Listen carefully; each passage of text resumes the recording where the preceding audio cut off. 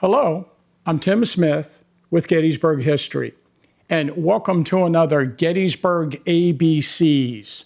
And today, we're doing letter B. And again, we're going to pick a person, place, and thing associated with the battle. So I have chosen Emanuel Bushman, Big Roundtop, and Brigades. So Emanuel Bushman was a Gettysburg resident at the time of the battle.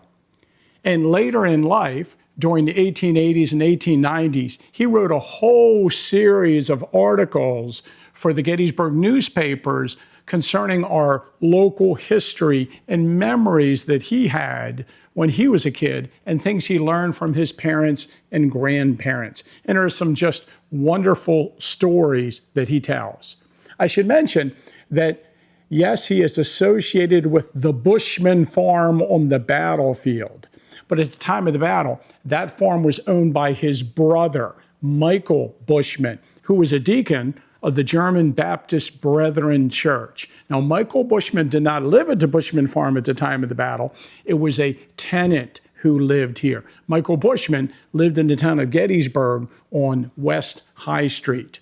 But his brother, Emmanuel, wrote a lot of articles, and some of those articles I've used over the years in stuff I have worked on. He wrote a series of articles on a place called Indian Field, where his grandfather was finding a lot of artifacts associated with the first Pennsylvanians, Native Americans lived here. And from his accounts, it is obvious that Indian Field, or the site of one of the ancient Native American villages, was west of the Emmitsburg Road and south of the Eisenhower National Historic Site. And the original Bushman house was located near the intersection of the Emmitsburg Road and Ridge Road, probably near or behind what is now the current bowling alley.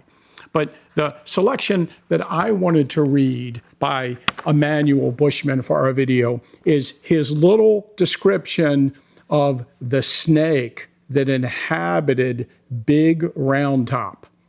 One sunny day in April of 1833, my brother and 6 others were exploring Roundtop for the first time.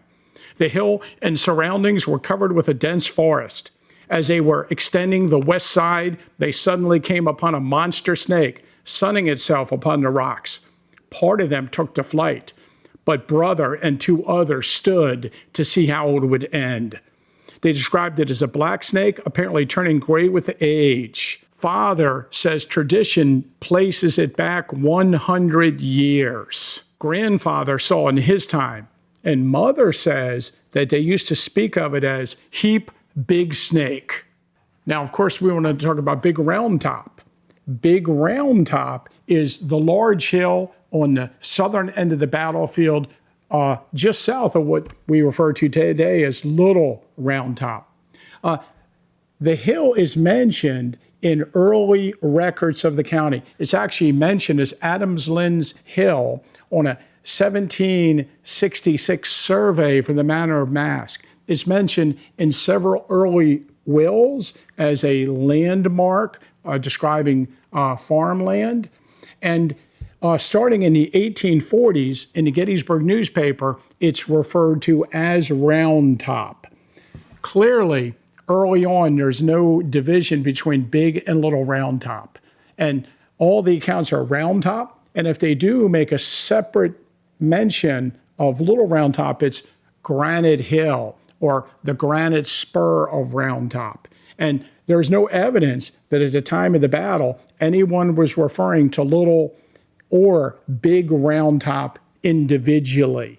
Now, quickly after the Civil War, after the Battle of Gettysburg, there became the need to divide the two when describing actions of the battle. And very quickly, Little Roundtop got its name. It's called Little Roundtop by Edward Everett in the speech given at the Soldiers' National Cemetery. But it was a few more years before Big Roundtop caught on. So early on, it was Little Roundtop and Roundtop. And eventually, the term Big Roundtop came into usage. I first found it in an 1864 land sale, and then in articles describing the battle in the late 1860s.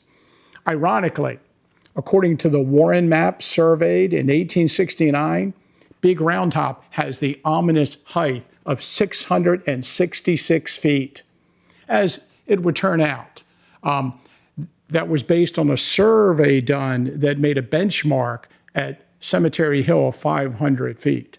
Later, when they actually ran elevations all the way from the ocean to the area of Gettysburg, those elevations were 120 feet off. So today, Big Roundtop is 786 feet above sea level.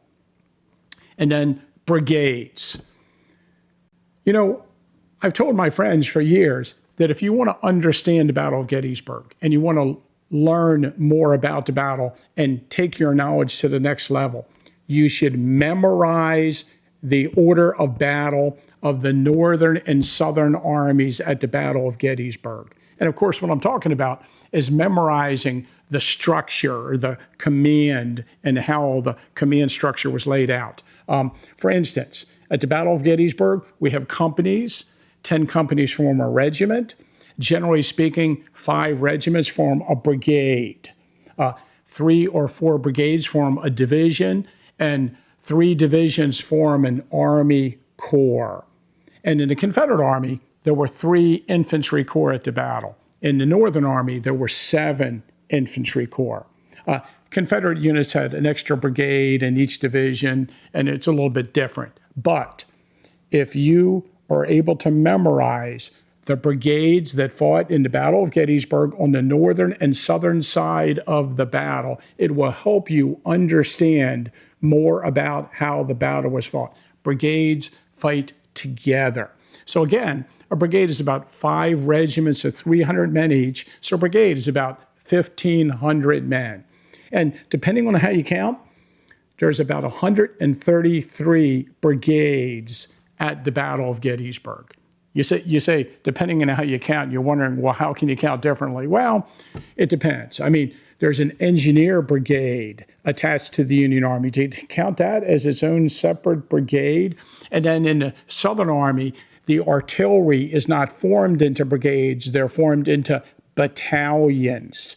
So for this count of 133, I'm counting battalions of artillery in the Southern Army as brigades. And as you go around the battlefield, each of the brigades that fought at the Battle of Gettysburg has its own distinctive plaque placed by the War Department in the early 1900s.